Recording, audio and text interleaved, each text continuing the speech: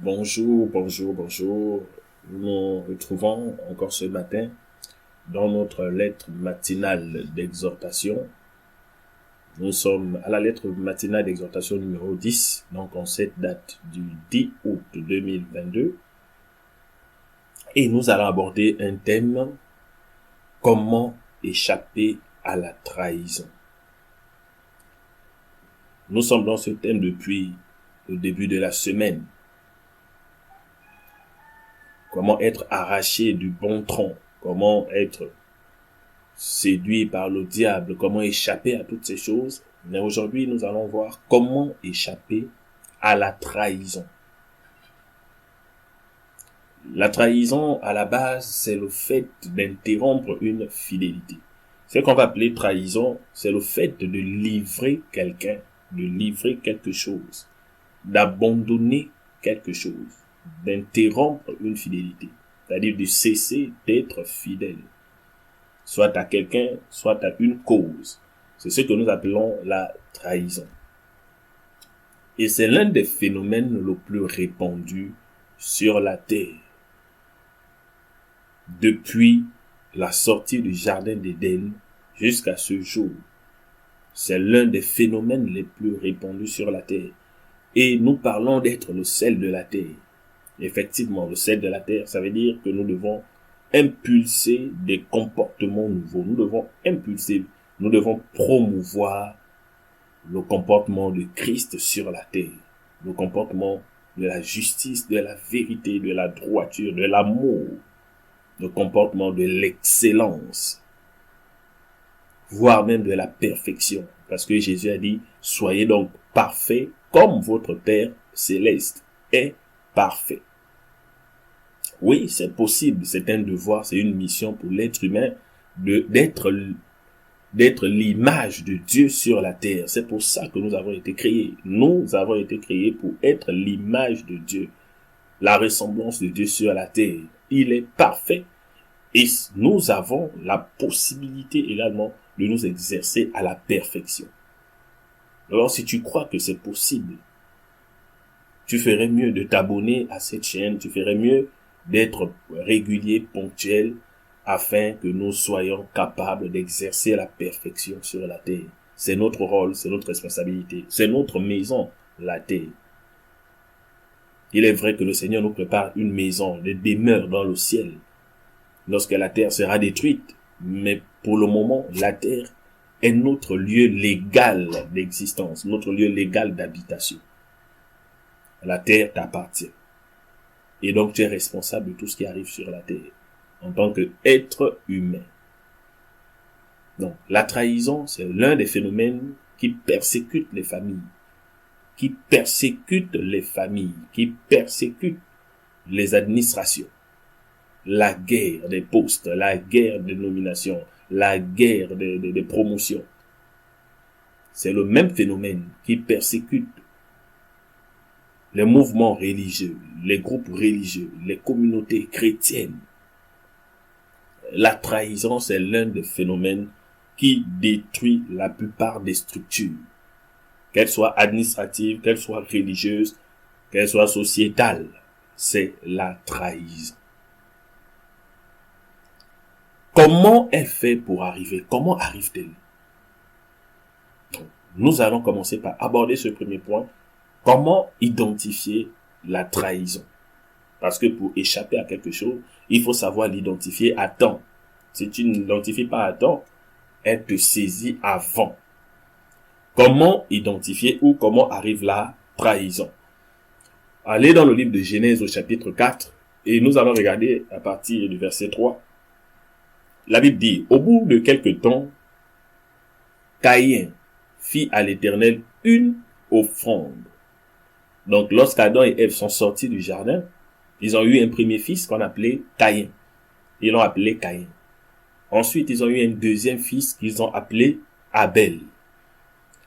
Au bout de quelque temps, donc à un certain âge, ils ont dû faire ce que leur père leur avait appris à faire. C'est-à-dire, donner des offrandes à l'Éternel. Donc, Caïn fit à l'Éternel une offrande des fruits de la terre. Caïn fait une offrande, il agit bien, il fait quelque chose de bien. Caïn se décide à faire quelque chose de respectable. Caïn se décide à parler à Dieu, à faire une offrande à Dieu. Donc c'est quelque chose de bien, quelque chose de louable. C'est ce qu'on lui a appris à faire et il est en train de le faire correctement. Jusqu'à ce niveau, il n'a aucun problème. Mais le problème intervient au verset 4 lorsque la Bible fait apparaître Abel qui, de son côté, la dualité revient. Caïn a fait son offrande. Ça va. Abel se pointe également, il fait son offrande. Là, il n'y a pas l'arbre. Pourtant, Abel aussi agit bien. Il fait bien. C'est ce que Dieu lui a recommandé. C'est que les parents l'ont enseigné. Donc, les deux enfants sont en train de faire ce qu'ils doivent faire ou ce qu'ils ont même l'habitude de faire. Ça a souvent bien marché, certainement. Mais là, au bout de quelques temps, un jour particulier, il se retrouve à faire des offrandes. Mais Abel en fit une des premiers-nés de son troupeau et de leur graisse. L'Éternel porta un regard favorable sur Abel et sur son offrande. Mais il ne porta pas un regard favorable sur Caïn et sur son offrande. Caïn fut très irrité et son visage fut abattu. Voici la naissance d'un problème. À ce moment précis, nous avons Caïn qui commence à regarder le deuxième côté. Donc, il n'agit plus par conviction. On a l'impression qu'il y a une nouvelle sémence qui arrive. C'est la sémence de l'arbitrage. Ça veut dire, tu commences à vivre, tu commences à identifier ta vie et à comparer ta vie, non pas en fonction de celui qui est censé mentionner, faire mention de ce que tu fais, celui qui est censé arbitrer ou qui est censé contrôler ce que tu fais, mais tu commences à avoir une troisième personne qui agit comme concurrent. À ce moment précis, Caïn regarde Abel comme un concurrent. Nous regardons verset 6. Et l'Éternel dit à Caïn, pourquoi es-tu irrité et pourquoi ton visage est-il abattu? Certainement, si tu agis bien, tu relèveras ton visage. Et si tu agis mal, le péché se couche à ta porte. Si tu agis mal, le péché se couche à ta porte. Et ses désirs se portent vers toi, mais toi domine sur lui.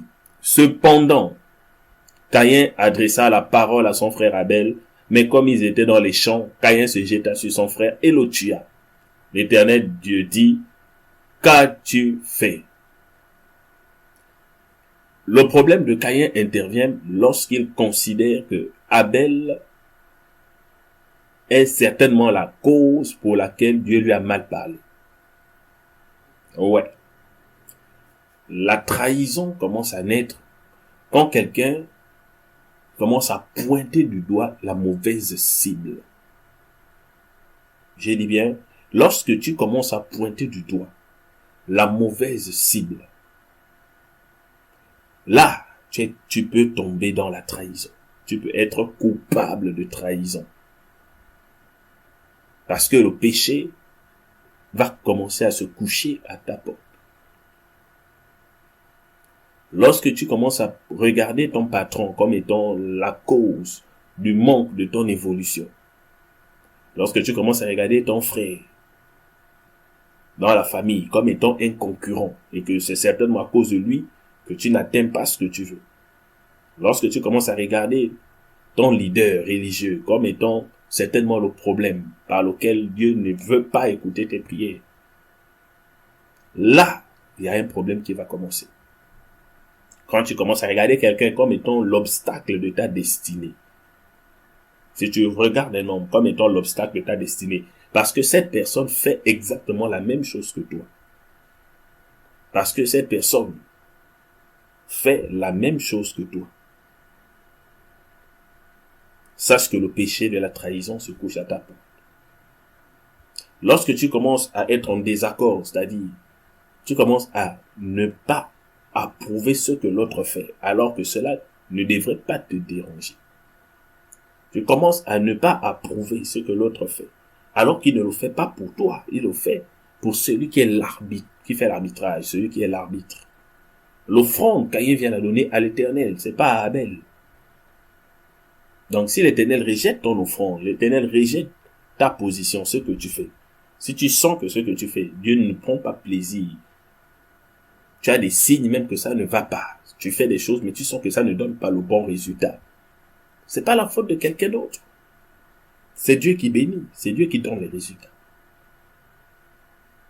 Soit, comme Dieu a dit à Caïn, si tu agis bien, ça veut dire que si tu agis bien, il y a quelque chose que tu dois certainement rectifier ou corriger. Si tu le fais, ça va aller. Moi-même, l'Éternel, je vais prendre plaisir à ton offrande. C'est l'Éternel qui te donne la solution à ton problème. C'est pas le fait de vouloir te débarrasser de l'autre qui va résoudre ton problème. Donc, la première étape, c'est la convoitise d'un avantage ou d'un gain trompeur. Lorsque tu convoites un avantage, Caïn s'est dit, pour être entendu par l'Éternel, il veut absolument être entendu par Dieu. Il veut absolument que l'Éternel prenne plaisir, porte un regard favorable sur son offrande. Voici ce qu'il a convoité ce jour-là. Parce que Dieu l'a fait pour Abel, mais Dieu ne l'a pas fait pour lui ce jour, alors le problème a commencé. Donc il a convoité cet avantage, cette position, dans laquelle Dieu doit obligatoirement prendre plaisir à son offrande. Et si Dieu ne le fait pas, c'est certainement parce que Abel vient faire quelque chose de différent. Puisque leurs offrandes ne sont pas de la même nature. Donc, il faut se méfier de la convoitise d'un avantage ou d'un gain trompeur. Quand tu commences à convoiter une position, quand tu commences à convoiter une position, un avantage, un simple véhicule de service, tu commences à convoiter, un bureau, tu commences à convoiter, une chaire, un micro, tu commences à convoiter. L'autorité, même dans la famille, la chefferie, tu commences à convoiter. Quand tu commences à convoiter quelque chose, sache que l'Éternel te voit. L'Éternel te voit. Et le souci, c'est que c'est lui qui agrée ou qui désapprouve. Et lorsqu'il passera par quelqu'un, pour ne pas considérer, c'est-à-dire ce que tu vas vouloir faire, la personne, on ne considère pas ça, on balaie. Ça va t'irriter, logiquement. Mais tu vas croire que c'est cette personne qui est en train de te balayer. Alors qu'en réalité, c'est l'Éternel. Il y a quelque chose que le Seigneur veut que tu fasses bien. Il veut que tu retires d'abord la convoitise. Parce que tes propositions seront rejetées si tu ne retires pas la convoitise. Les hommes vont les rejeter et tu vas les prendre pour tes ennemis. Et tu vas chercher à les combattre. Alors qu'en réalité, c'est l'Éternel qui a désapprouvé. Tu dois savoir que l'arbitre dans ta vie, le seul arbitre dans ta vie, celui avec qui tu opères, celui avec qui tu opères, celui à qui tu veux plaire, s'appelle l'Éternel. Donc dans tout ce que tu fais, ton seul thermomètre doit être le ciel. Ton thermomètre doit être l'Esprit de Dieu. Ton thermomètre doit être Dieu. Tu dois te focaliser sur la pensée de Dieu à ton égard. Alors lorsque tu agis bien, l'Esprit de Dieu te rend témoignage, il rend témoignage en toi que tu as bien agi. Et lorsque tu agis mal, l'Esprit de Dieu te rendra aussi témoignage que là, tu as mal agi. Et donc, apprends à ignorer les rejets des hommes. Ignore les rejets ou les acclamations des hommes, parce que lorsqu'ils le font de la part de Dieu. Ils le font inspiré par Dieu. Dieu passe par eux, soit pour approuver ton offrande ou la rejeter. Et si tu les mets dans une ligne de mire pour être criblé, là, tu tombes dans la trahison. Tu vas finir par les trahir. Regardez l'autre exemple dans le livre de Matthieu 26, verset 20. Matthieu, chapitre 26, verset 20. Le soir étant venu, il se mit à table avec les 12. Donc Jésus et ses 12 disciples. Pendant qu'il mangeait, il dit, je vous le dis en vérité, l'un de vous me livrera. me trahira, me vendra. Ils furent profondément attristés et chacun se mit à lui dire, est-ce moi, Seigneur? Est-ce moi? C'est-à-dire, tu peux regarder le miroir et te dire, est-ce que je peux trahir? Pose un miroir, tu regardes, tu te dis, est-ce que je peux trahir? Est-ce que je peux vendre quelqu'un? Est-ce que je peux tuer quelqu'un à cause d'un avantage? Et peut-être même que tu es déjà sur le chemin de le faire. Pose le miroir et dis, ah, c'est vraiment moi, je vais faire ça. Moi, je suis en train de faire ça. Tu vas souiller la terre si tu le fais. Tu vas souiller ton sol. Comme Dieu a dit à Caïn. Si tu continues à lire dans le livre de Genèse 4, tu verras que Caïn n'a fait que souiller son propre sol. Alors que c'est du sol en question qu'il tirait ses offrandes pour donner à Dieu. Donc Dieu va maudire le sol de Caïn. C'est-à-dire que Caïn n'aura même plus rien à donner à l'Éternel. Et ça arrive que Dieu te disqualifie. Lorsque tu trahis, c'est-à-dire que tu n'auras plus rien à donner à Dieu. Tout ce que tu auras, c'est une malédiction qui va te rendre vagabond. C'est-à-dire que tu cherches à plaire à Dieu, tu cherches à plaire aux hommes, mais ça ne marche pas.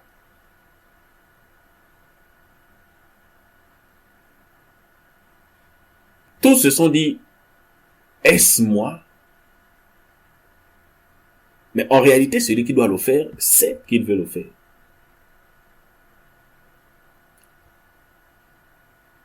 Jésus répondit, celui qui a mis avec moi la main dans le plat, c'est celui qui me livrera. Le Fils de l'homme s'en va selon ce qui est écrit, mais malheur à l'homme par qui le Fils de l'homme est livré. Malheur à l'homme par qui le Fils de l'homme est livré. Il s'en va comme il est prévu, mais malheur à l'homme par qui le Fils de l'homme est livré.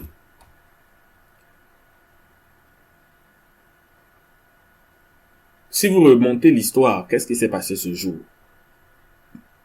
Ce qui s'est passé ce jour, c'est que Judas a certainement désapprouvé. Il a certainement désapprouvé certaines choses que Jésus faisait et disait. Parce que Jésus leur donnait toujours des réponses à leurs questions. Mais les réponses n'étaient pas certainement satisfaisantes pour lui. Parce qu'il estimait que les réponses n'étaient pas assez logiques humainement et financièrement. Judas s'est dit, bon, assurément, les gens qui l'accusent, les scribes et les pharisiens, ont certainement raison parce que il est en train de faire du gâchis, il est en train de prêcher des choses. C'est vrai que ça a l'air d'être vrai, mais en même temps, bon, franchement, il s'accroche plus trop aux vérités que Jésus annonce. Donc, c'est un peu compliqué pour lui. Il vaut mieux pour lui prendre son argent, se débarrasser de Jésus, aller reprendre sa vie normale. Donc, il convoitait le retour à la vie normale. Il convoitait l'argent, il convoitait la liberté, le débarras. Il voulait se débarrasser maintenant de Jésus. Il voulait l'abandonner. Mais pour qu'il ne se sente pas accusé par les autres, que les autres ne le regardent pas comme un lâche ou un traître, il a préféré vendre Jésus pour que l'affaire là s'arrête une bonne fois.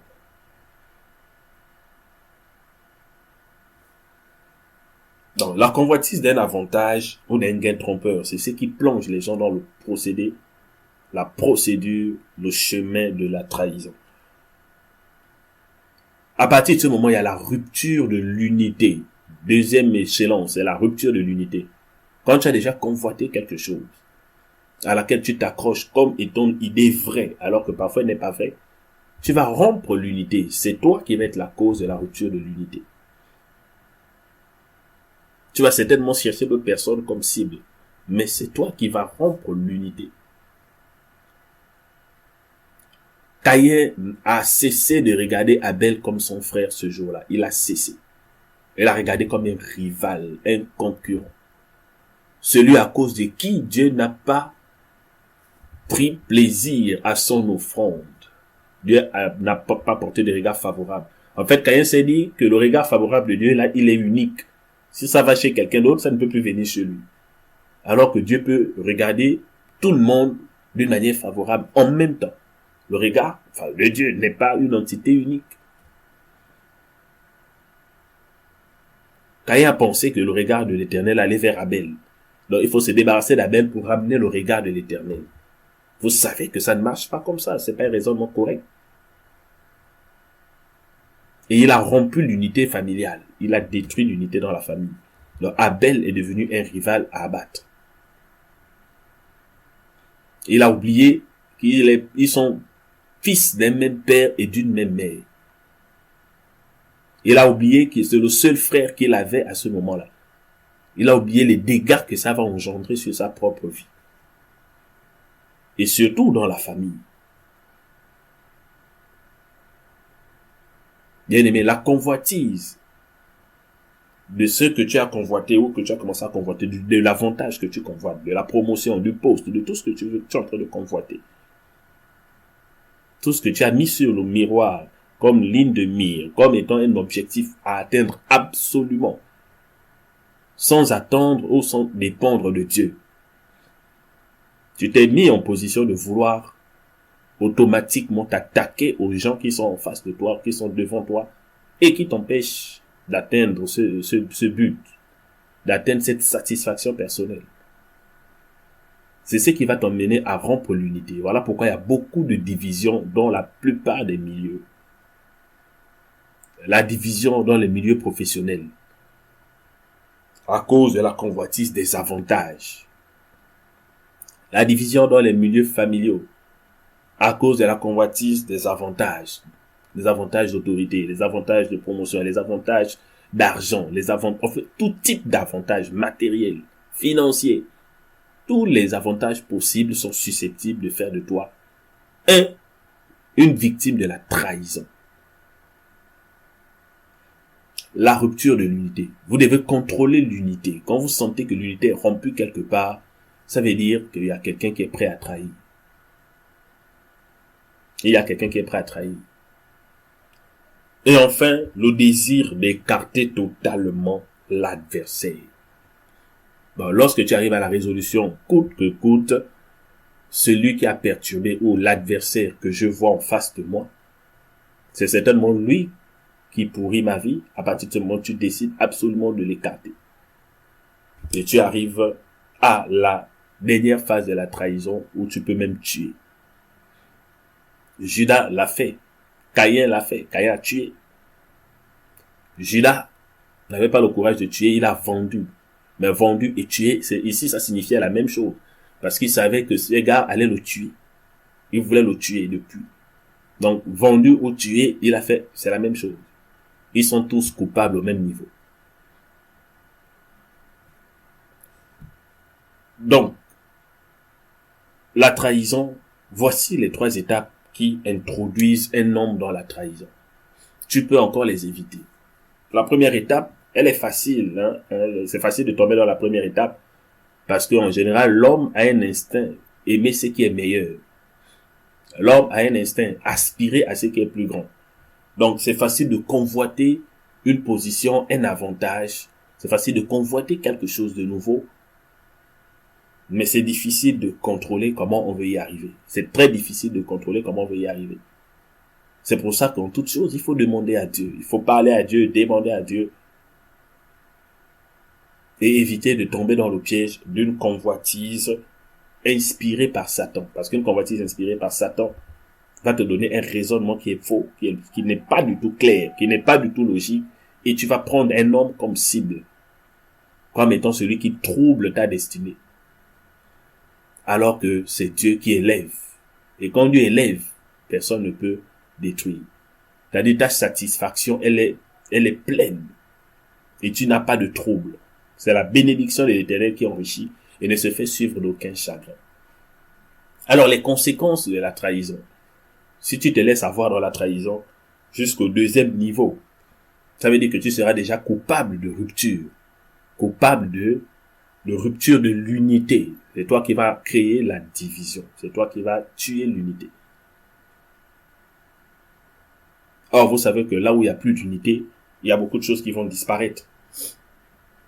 La paix va disparaître. Tu deviens un homme de l'ombre. Vous avez dans le livre de Matthieu le travail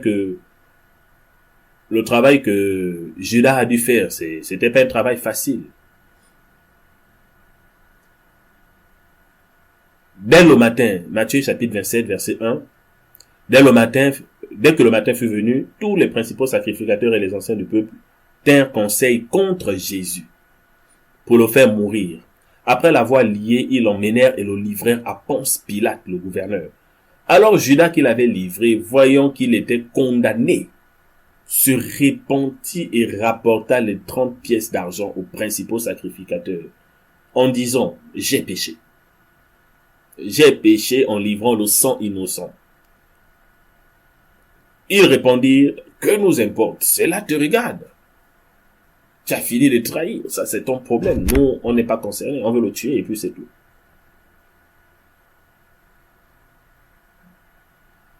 Judas jeta les pièces d'argent dans le tombe, se retira et alla se pendre. Judas était devenu un homme de l'ombre. Un homme de l'ombre. Donc les conséquences, quand tu tombes dans la trahison, c'est clair que tu vivras comme un homme de l'ombre. Un homme qui va aimer tout ce qui est sombre.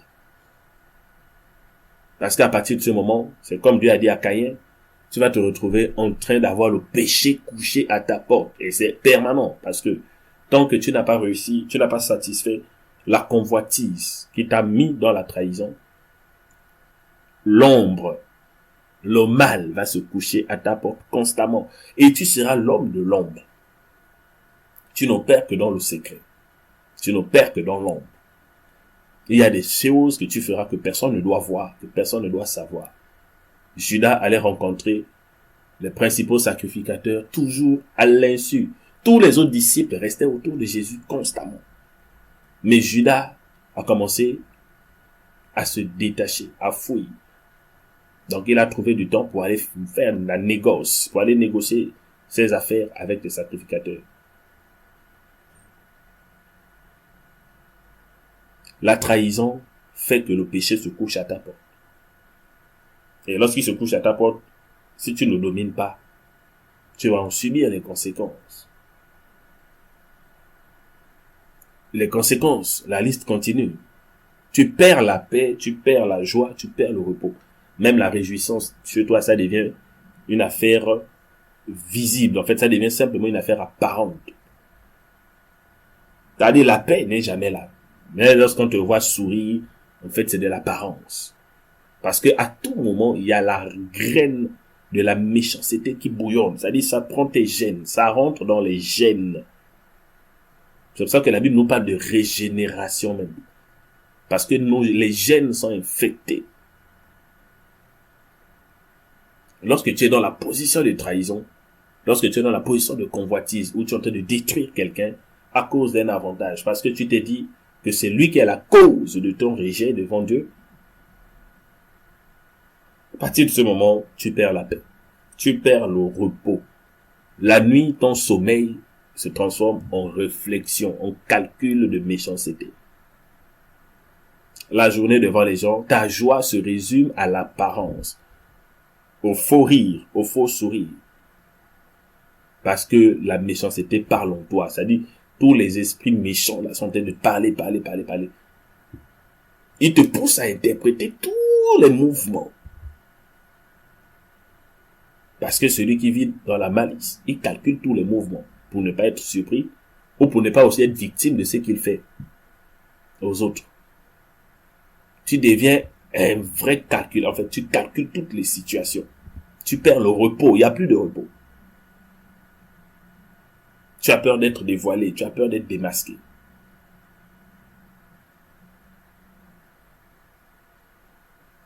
Donc, voici la liste des conséquences. Tu engloutis même ton intelligence. Tes ressources, ton intelligence, tout est englouti dans l'élaboration des stratégies sombres. L'élaboration des stratégies sombres. Ouais, pour satisfaire la trahison, il faut élaborer des stratégies. Mais des stratégies qui doivent être dans l'ombre. Des stratégies sombres. Donc, voici la liste. Ça dit, tu deviens méchant, tu deviens malin. Tu dois cultiver tout ça en même temps. La méchanceté, la malice, la haine, tout ça, tu dois cultiver en même temps. Et c'est ce qui a détruit Caïn. Ce qui a détruit Judas. Judas s'est même repenti, c'est-à-dire, après avoir livré Jésus, il a vu comment le maltraiter, il s'est dit, mais bon, en fait, je pensais que je le livrais peut-être pour autre chose. Mais il est innocent, en fait. Ce monsieur, il est innocent. Malheureusement, lui, il a fait de la trahison naïve. Les autres étaient plus malins que lui. Et ils ont décidé de finir avec Jésus. Et tout ce que Judas a pu faire, c'est maudire ses sacrificateurs. Donc, il a maudit le sol de ses sacrificateurs. Il a jeté les pièces d'argent dans le temple. J'imagine qu'il a fait le symbole de secouer la poussière dans ce temple. Il a maudit tous ces sacrificateurs-là, qu'il avait mis dans une condition insupportable devant Dieu. Il allait se pendre. En fait, il ne pouvait plus supporter le fardeau de l'acte qu'il venait de poser.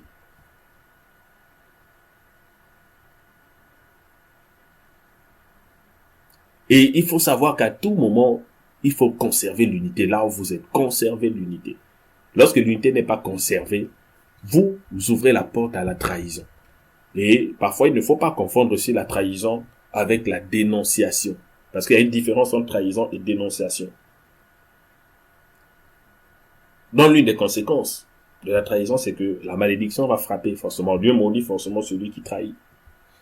Donc, nous l'avons vu déjà dans le livre de Genèse, chapitre 4. Et dans le livre de Matthieu aussi, on sait très bien que Judas va aller se pendre. Donc, notre thème, il y a une malédiction qui va le frapper définitivement. Mais je disais, il ne faut pas confondre la trahison et la dénonciation. La Bible autorise la dénonciation. Donc, parmi les solutions, il faut éviter d'être un homme de l'ombre. Un homme de l'ombre, une femme de l'ombre. Quelqu'un qui ne frappe que dans le sombre. Ça, faut éviter de faire ça. Quand les gens t'emmènent dans des complots, prenez le livre de Psaume, chapitre 1, verset 1, et vous comprendrez pourquoi la Bible ici parle du moqueur. Psaume 1, verset 1. Heureux l'homme qui ne marche pas selon le conseil des méchants, qui ne s'arrête pas sur la voie des pécheurs, et qui ne s'assied pas en compagnie des moqueurs, mais qui trouve son plaisir dans la loi de l'Éternel et la médite jour et nuit. Heureux l'homme qui ne marche pas selon le conseil des méchants. Le conseil des méchants, en général, te pousse à la trahison. Les méchants sont les gens qui savent te motiver à la trahison, à détruire l'unité, à admirer des positions, à admirer, à convoiter. Les méchants, eux, ils prennent ça comme un bon style de vie. C'est ce qu'on appelle des méchants. Pour eux, c'est un style de vie. Parce qu'ils ne sont jamais satisfaits. Ils n'ont pas de plaisir dans la loi de l'Éternel. Or, un homme qui n'a pas de plaisir dans la loi de l'Éternel va toujours ressentir le vide. Il va ressentir le vide d'être agréé par quelqu'un. Oui, le vide d'être agréé. Comme Caïn a remarqué que Dieu n'a pas pris plaisir à son offrande. Donc, il fait des choses, mais il sent qu'il n'est pas satisfait. On ne l'applaudit pas. Il n'est pas agréé. Il n'a pas tout ce qu'il faut. Il se dit certainement, c'est parce qu'il lui manque un peu plus de pouvoir. Il manque un peu d'avantage. Il convoite une position plus grande. En se disant, si j'atteins cette position, les gens vont m'acclamer, ils vont m'agréer. Mais mon frère, on t'acclame, ça ne veut pas dire qu'on t'agrée. Si tu forces les gens à t'acclamer avec la peur, ils vont t'acclamer. Il n'y a qu'à essayer. Tu mets le couteau devant quelqu'un, tu dis acclame-moi. Il va acclamer, tu dis ris, il va rire. Donc si tu manipules les gens pour être acclamés, pour te sentir agréable, en fait, tu ne l'es pas du tout. Ça ne change pas ta condition parce que devant Dieu, c'est le péché qui s'est couché à ta porte, qui a déjà produit des fruits. Si tu n'agis pas bien, Dieu ne t'agréera toujours pas et tu vas toujours te sentir vidé. Et tu auras à chaque fois un nouveau concurrent. Et qu'il faut trahir et abattre. Donc tu partiras de complot en complot. Complot, complot, complot, complot, complot. Ça n'en finira point. Parce que Dieu mettra toujours quelqu'un pour te résister. Dieu mettra toujours quelqu'un pour faire la chose qui va te déranger. Dieu mettra toujours quelqu'un qu'il va te montrer qu'il agrée. C'est-à-dire, il va toujours positionner quelqu'un à côté de toi où tu sens que Dieu est vraiment avec lui et que Dieu l'aime et que Dieu le bénit. Et les hommes l'acclament. C'est-à-dire, Dieu va toujours créer quelqu'un à côté de toi qui va susciter ta jalousie Et cette personne va te pousser encore à convoiter le crime, à convoiter le meurtre, à convoiter la trahison, à convoiter, c'est-à-dire tu vas commencer toujours à exercer la malice, à détruire quelqu'un, à chercher quelque chose, à avoir un adversaire. Vous allez remarquer qu'il y a des gens dans la vie qui ne sont en forme que quand ils ont des ennemis à combattre. Il leur faut des querelles, des divisions pour se sentir en forme. Quand il y a la paix quelque part, ils commencent à s'ennuyer parce que, en fait, ils ne perdent pas pour plaire à Dieu. Ils ne perdent pas pour plaire à Dieu. Ce sont les conflits qui l'inspirent. Ce sont des hommes de l'ombre.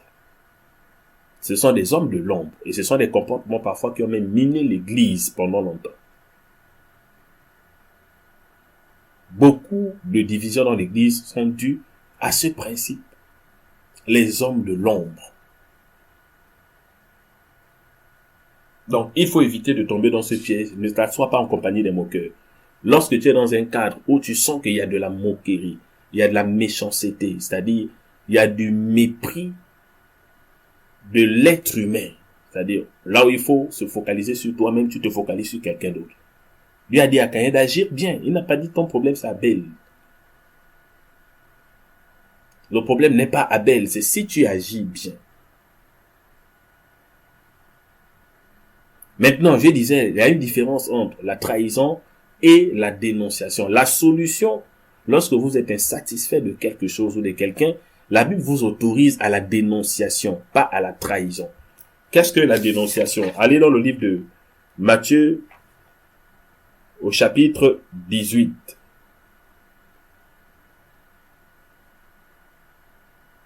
Matthieu chapitre 18, au verset 14. La Bible dit: de même, ce n'est pas la volonté de votre Père qui est dans les cieux qu'il se perde un seul de ses petits. Si ton frère a péché, va et reprends-le entre toi et lui seul. S'il t'écoute, tu as gagné ton frère. Mais s'il ne t'écoute pas, prends avec toi une ou deux personnes afin que toute l'affaire se règle sur la déclaration de 2 ou de 3 témoins. S'il refuse de les écouter, dis-le à l'église. S'il refuse aussi d'écouter l'église, qu'il soit pour toi comme un païen, c'est-à-dire c'est un arbre, c'est une branche rattachée au diable. Nous avons déjà défini ces expressions. Et nous avons un langage que nous utilisons dans les lettres matinales. La dénonciation n'est pas de la trahison. La dénonciation n'est pas de la trahison. Parce que beaucoup de personnes, lorsqu'ils sont élevés, lorsqu'ils sont à une position et ils estiment qu'il faut la conserver, ils pensent que pour la conserver, il faut menacer tous ceux qui pensent différemment. Ne sachant pas que c'est Dieu qui approuve. Et lorsque tu sors de la volonté de Dieu, Dieu va toujours susciter un Abel à côté de toi. C'est un propre frère. Ça peut être quelqu'un de très proche même que Dieu va susciter à côté de toi. C'est par lui que Dieu va t'envoyer le message selon lequel tu n'agis plus bien. Parce que tu peux agir bien aujourd'hui et ne pas bien agir demain. On est des humains. On est des humains. Tu peux être acclamé aujourd'hui, mais sache que dans 5 ans, on ne va plus t'acclamer. On va acclamer quelqu'un d'autre. Et ça, c'est un principe humain. Il faut aimer ça. Chacun a sa saison. Pendant qu'on acclame l'autre, toi, tu dois chercher encore à agir bien pour que Dieu t'élève à une autre dimension, ou que Dieu peut te bénir, Dieu peut t'agréer pendant qu'il agrée quelqu'un d'autre. Donc, c'est pas parce que Dieu bénit l'autre qu'il a cessé de te bénir. C'est pas parce que Dieu bénit ton voisin qu'il a cessé de te bénir. Qu'il a cessé de te faire du bien. Quand Dieu fait du bien à l'autre, c'était sa saison d'être béni. Ça ne veut pas dire que toi, ta saison est interrompue à cause de lui. Et lorsque Dieu met quelqu'un qui commence à te déranger, s'il te dérange à tort, s'il te dérange à raison, ça veut dire qu'il faut revoir ta manière d'agir. Parce que tu sais que c'est Dieu qui te juge. Mais s'il te dérange à tort, et tu sais que là c'est quelqu'un qui vient du diable, c'est le diable qui l'emmène à créer du désordre. Le diable l'emmène pour détruire un environnement autour de toi dont tu es le gardien, parce que Dieu compte sur toi pour que sa volonté soit manifestée partout où tu es. Et le diable essaie de s'infiltrer partout aussi pour te détruire. Il y a une procédure que Dieu donne, c'est la dénonciation. Tu t'assois avec le frère face à face, comme Jésus a dit que ton oui soit oui, que ton non soit non.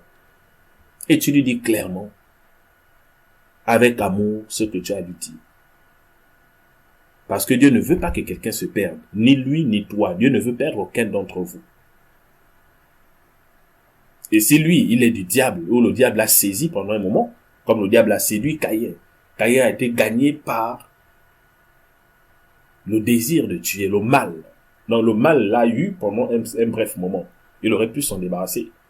Judas, c'est la même chose. La seule erreur que Judas a faite, c'est qu'il ne s'est pas repenti avant que les gardes ne mettent la main sur Jésus. Au moins, il s'est repenti, mais il s'est repenti au mauvais moment. C'était trop tard. La saison de la repentance était passée. Si Judas l'avait fait avant que les gars n'aient attrapé Jésus, ça aurait pu marcher. Donc, va voir ton frère, assois-toi et parle-lui selon ce qui n'est pas bien. Dis-lui ce que tu vois, dis-lui ce que tu reproches. Et dans le livre de Luc, chapitre 17, la Bible parle de pardonner. C'est-à-dire, quand ton frère agit mal, même s'il agit vraiment mal contre toi, tu pardonnes. Tu pardonnes et tu pardonnes encore. Mais le pardon n'est pas naïf. Tu pardonnes, mais en même temps, tu opères, tu fais ce que la Bible dit. Tu le fais asseoir, tu le reprends entre vous-mêmes. Si c'est toi qui t'es trompé, il va te dire exactement ce qui ne va pas. Si c'est lui qui se trompe, à partir de ce moment, il n'a que deux options. Soit il agit bien, il change de manière d'agir, mais s'il persiste, ça veut dire que là, il vient vraiment du diable, il vient pour détruire. Il est vraiment du diable, il a la sémence de la destruction avec lui. Là, tu fais venir des témoins et vous allez lui parler encore. S'il persiste, vous le dénoncez devant l'église. S'il persiste, il faut savoir que c'est une branche attachée à Satan. Donc, en réalité, c'est un païen. Et si on va dans le cadre social, dans le cadre administratif, professionnel, lorsque quelqu'un agit mal, quelqu'un te fait du mal, tu n'as pas besoin de nourrir le mal à l'intérieur de toi. Le mal que quelqu'un te cause, il est extérieur. Tu as la possibilité de le contrôler avant qu'il n'aille dans les profondeurs de ton âme. Tu le contrôles, tu parles à l'autre, simplement.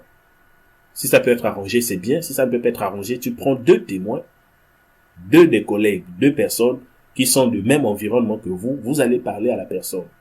S'il n'écoute toujours pas, alors vous parlez maintenant à tous en disant clairement ce que vous reprochez et que tout le monde se méfie de la sémence qui est dans la personne. Donc voici ce qu'on appelle la dénonciation. Bien aimé, il faut utiliser la dénonciation et non pas la trahison. Tous les deux, la dénonciation, elle est de Dieu. La trahison, elle est du diable. Donc, si tu es un sarment rattaché au vrai cep, tu peux dénoncer le mal.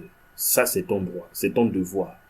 C'est ça, rechercher, premièrement, le royaume et la justice de Dieu.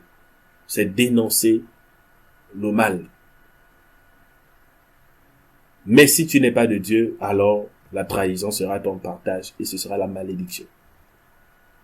Voilà pourquoi tu pourras être élevé en dignité, tu auras tout ce que tu veux, tu as convoité le matériel, tu peux avoir ce matériel, mais tu ne seras toujours pas satisfait, jamais satisfait. Tu vas encore convoiter autre chose, trahir quelqu'un d'autre, détruire quelqu'un d'autre pour prendre ce qui est à lui, mais ça n'ira toujours pas. Ça n'ira toujours pas. Va lire la malédiction dans le livre de Genèse et tu comprendras que Caïn n'a pas trouvé un seul endroit sur la terre où il a pu mettre du temps, où il a pu être heureux parce que ça ne marchait plus. Donc cette lettre matinale est pour te bénir, est pour te dire, agis bien, ne laisse jamais le péché se coucher à ta porte. Et s'il y a des gens qui continuent à te manipuler, te motiver, t'inciter toujours à avoir des rivaux, des gens à détruire, ainsi de suite, à un moment donné, il faut les chasser. Il faut les chasser. Il faut les disperser, les éloigner. Et t'entourer de bonnes personnes.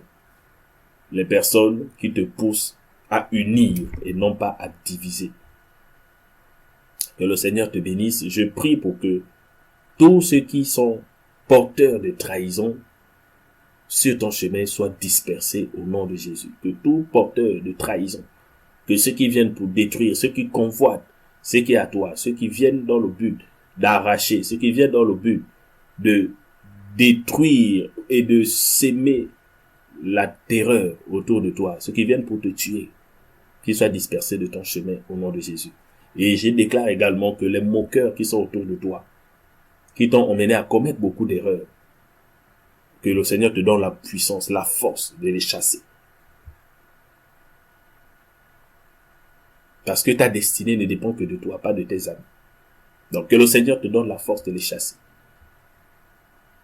Et je déclare même qu'ils s'éloignent. Des situations vont vous diviser de manière à ce qu'ils te libèrent, parce que ta destinée, elle est en Jésus-Christ. Et il faut que tu la vives avant de mourir. Que la puissance de la trahison dans ton environnement soit brisée. Au nom de Jésus, tu peux rentrer dans la prière. Selon tout ce que tu as entendu, tu es libre de prier. Amen.